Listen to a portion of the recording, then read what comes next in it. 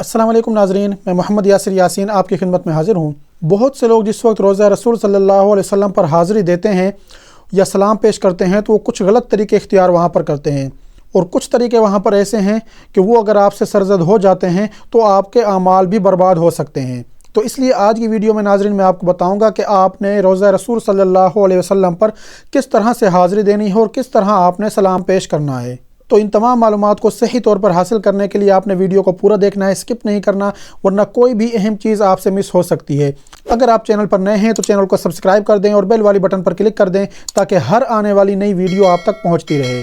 देखें नाज़रीन, रोज़ा रसूल सल्लल्लाहु अलैहि वसल्लम पर हाज़िरी देना और सलाम पेश करना मर्द और ख़वातीन दोनों के लिए एक मुस्तहब अमल है, और हर मुसलमान की ख्वाहिश होती है कि जब वो मदीने जाए तो वो रोज़ा रसूल सल्लल्लाहु अलैहि वसल्लम पर हाज़िरी दे और सलाम पेश करे। और देखें, इसके आदाब में से है कि जिस वक्त आप रोज़ा रसूल सल्लल्लाहु अलैहि वसल्लम पर हाज़िरी देने के लिए जाएं तो आपकी खालिस नीयत यही हो कि हम वहाँ हाज़िरी देने जा रहे हैं और हमने वहाँ जाकर हुज़ूर सल्लल्लाहु अलैहि वसल्लम को सलाम पेश करना है। उसके लिए आपने करना यह है कि आप साफ़ सुथरे कपड़े पहन कर जाएँ, मर्द हज़रात जो है वो खुशबू लगा कर जाएँ, और जिस वक्त वो होटल से मस्जिद नबवी की तरफ जा रहे हों तो उस वक्त उनकी ज़बान पर दरूद शरीफ होनी चाहिए। और देखें, जितनी आपकी हैसियत है उस हैसियत के मुताबिक आप कुछ ना कुछ सदका भी कर दें, बेशक वो 1 रियाल हो, 2 रियाल हो, या जितने आपसे हो सकते हैं आसानी से। और देखें, जिस वक्त आप मस्जिद नबवी में दाखिल होने लगें तो आपने दायां पाँव अंदर रखना है और आपने पढ़ना है बिस्मिल्लाहि वस्सलातु वस्सलामु अला रसूलिल्लाह अल्लाहुम्मा फ़्तह ली अब्वाब रहमतिक। उसके बाद आपने मस्जिद नबवी में दाखिल हो जाना है। अगर फ़र्ज़ नमाज का टाइम है तो आप वहाँ पर फ़र्ज़ नमाज अदा करें। अगर फ़र्ज़ नमाज का टाइम नहीं है और नफल नमाज का टाइम उस वक्त मौजूद है तो आपने तहियतुल मस्जिद के 2 रकात नफल नमाज अदा करने हैं, और उसके बाद अल्लाह रब्बुल इज़्ज़त का शुक्र अदा करना है कि अल्लाह रब्बुल इज़्ज़त ने उसे अपने इस मुक़द्दस मकाम के लिए कबूल फरमाया और अपने हबीब सल्लल्लाहु अलैहि वसल्लम के रोज़ा पर हाज़िरी का शर्फ बख्शा। और उसके बाद जब आप दुआओं से फ़ारिग हो जाएं तो फिर आपने मस्जिद नबवी के बाहर रोज़ा मुबारक के सामने आना है। वहाँ पर आप देखेंगे कि वहाँ पर लाइनें बनी होती हैं, एक ट्रैक बनाया होता है ज़िगज़ैग शक्ल का, तो वहाँ पर लाइनें बनी होती हैं, उन लाइनों में लोग चल रहे होते हैं। तो आपने भी इस तरह से उन लाइनों में आ जाना है और जैसे वो लोग जा रहे होंगे आपने भी उनके साथ शामिल हो जाना है। तो वहाँ पर जब आप बाबुस सलाम से कुछ पीछे होंगे तो वहाँ से वो ग्रुप की शक्ल में लोगों को अंदर भेजते हैं, जिनमें 50-60 अफराद इस तरह से बारी बारी वो भेज रहे होते हैं। तो आपने वहाँ पर ख्याल ये रखना है कि किसी किस्म का शोर गुल नहीं करना आप लोगों ने, और ऊंची आवाज़ से बात नहीं करनी, कहके वगैरह नहीं लगाने, एक दूसरे के साथ मजाक नहीं करना, क्योंकि ये देखें कि ये एक अदब का मकाम है वहाँ पर। और जिस वक्त आपकी बारी आए तो उसी वक्त आपने अंदर जाना है। ऐसा नहीं है कि आपसे अगला ग्रुप जा रहा है और आप भाग कर उसमें शामिल होने की कोशिश करें।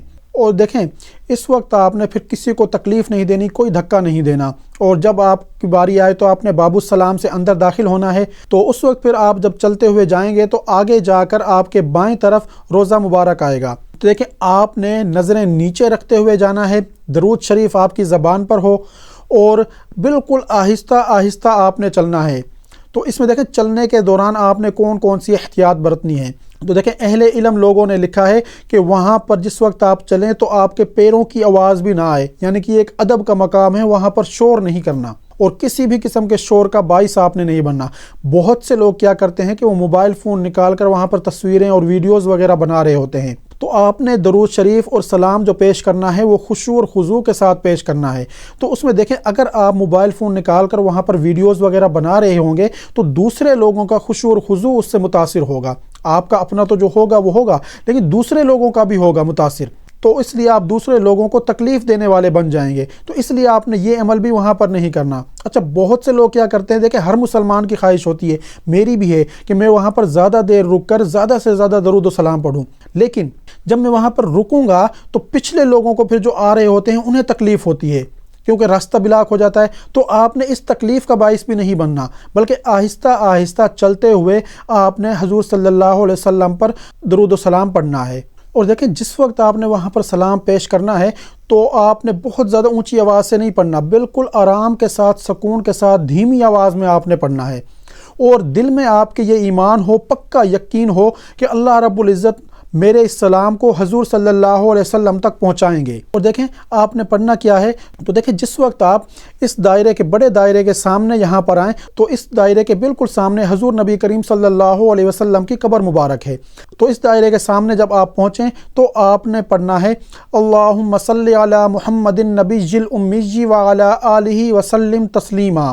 اور اگر آپ کو یہ نہ آتا ہو تو آپ یہ بھی پڑھ سکتے ہیں السلام علیکہ یا رسول اللہ۔ اور اگر آپ یہ پڑھنا چاہیں تو یہ بھی پڑھ سکتے ہیں اللہم صلی علی محمد وعلی آل محمد، یا یہ بھی پڑھا جا سکتا ہے السلام علیکہ ایہا النبی ورحمۃ اللہ وبرکاتہ۔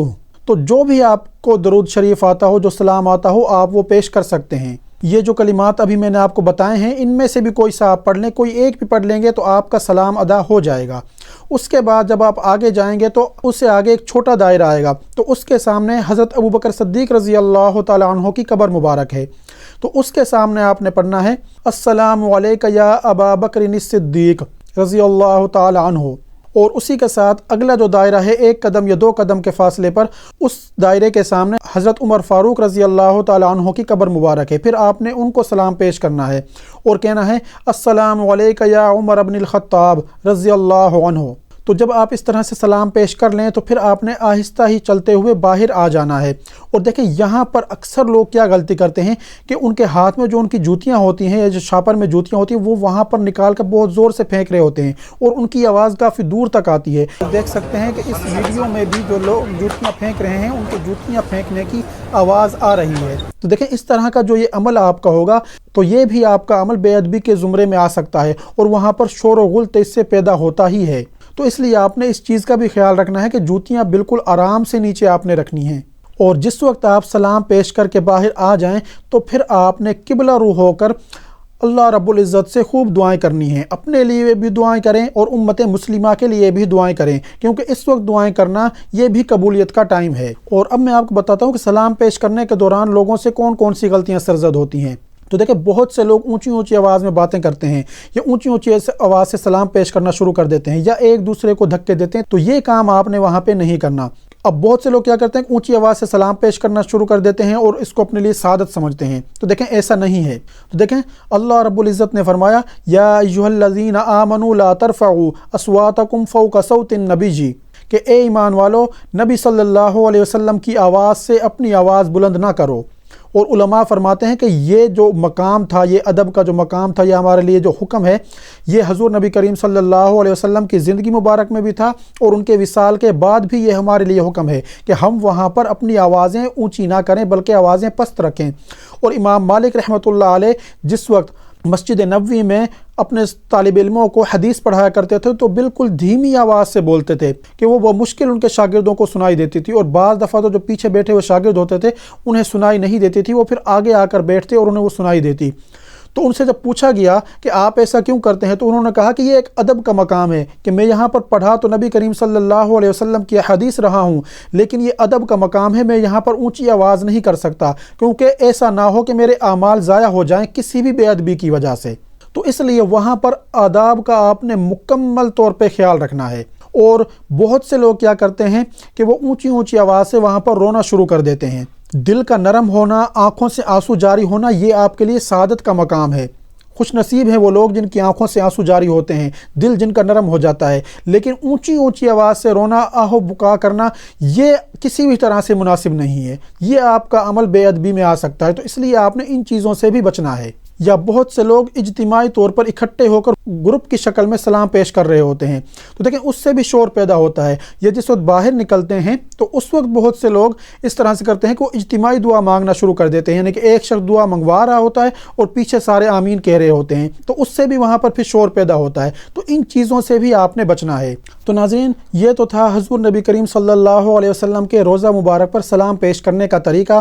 مجھے امید ہے کہ آپ کو میری یہ ویڈیو پسند آئی ہوگی۔ اگر آپ کو میری یہ دی ہوئی معلومات پسند آئی ہیں تو انہیں اپنے دوسرے ساتھیوں کے ساتھ بھی لازمی شیئر کریں، یا جو لوگ آپ کے جاننے والے عمرہ پر جا رہے ہیں یا جا چکے ہیں ان تک اس ویڈیو کو پہنچائیں تاکہ وہ بھی ان چیزوں پر عمل کر سکیں اور وہاں مکمل طور پر ادب کے ساتھ وہ حاضری دیں اور سلام پیش کریں۔ اور ناظرین دیکھیں، مجھے اپنی دعاؤں میں ضرور یاد رکھیے گا۔ اگر آپ نے ابھی تک ویڈیو کو لائک نہیں کیا تو ویڈیو کو لائک کر دیں، شیئر کر دیں، میرے چینل کو سبسکرائب کر دیں اور بیل والی بٹن پر کلک کر دیں تاکہ ہر آنے والی نئی ویڈیو آپ تک پہنچتی رہے۔ شکریہ۔